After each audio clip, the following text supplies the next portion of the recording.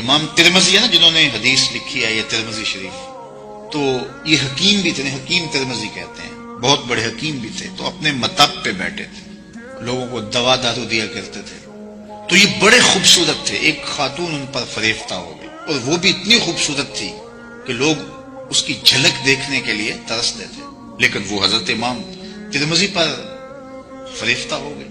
ایک دن موقع پا کے کہ آپ تنہا کلینک پہ بیٹھے تھے کہ وہ آ گئی، اس نے کہا کہ دنیا مجھے دیکھنے کے لیے ترستی ہے اور میں آپ پہ فریفتہ ہوں۔ بس امام ترمذی رونا شروع کر دیا، اتنی رکت پیدا ہوئی، تو اس نے بھی کہا کہ میری معذرت، میں نے آپ کو کیا پیشکش کی، میں معذرت کرتی ہوں۔ تو اتنا روئے کہ خوف خدا کی وجہ سے، خشیت الہی کی وجہ سے امام ترمذی کا حال برا ہو گیا۔ خیر وہ خاتون بھی چلی گئی، وقت گزرتا گیا، جب بوڑھے ہو گئے امام ترمذی تو ایک دن نماز کے بعد فارغ ہو کے بیٹھے تھے، تو اچانک خیال آیا کہ جوانی میں ایک ایسا وقت آیا تھا اور ایک خوبرو خاتون نے مجھے برائی کی پیشکش کی تھی اور میں نے ٹھکرا دیا تھا۔ مان خیال آیا کہ اگر میں اس کی پیشکش کو قبول کر لیتا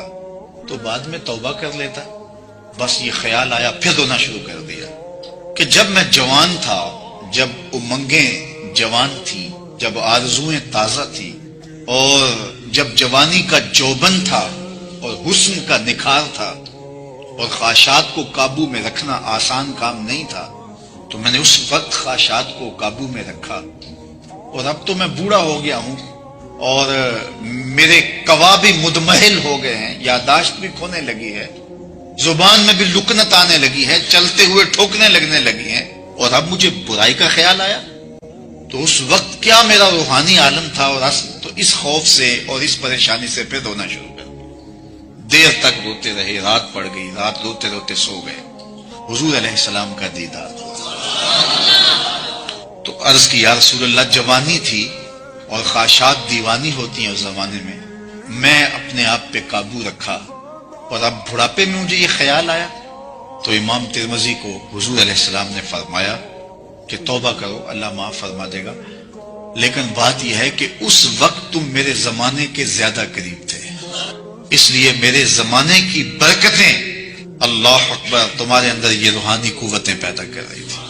اب تم میرے زمانے سے دور ہو گئے۔ تو جو حضور علیہ السلام کے قریب تھے، حضور کے زمانے کے قریب تھے، پھر حضور کے دور حیات میں تھے، پھر جو حضور کی قربت میں رہتے تھے، پھر ان کے معاملے اور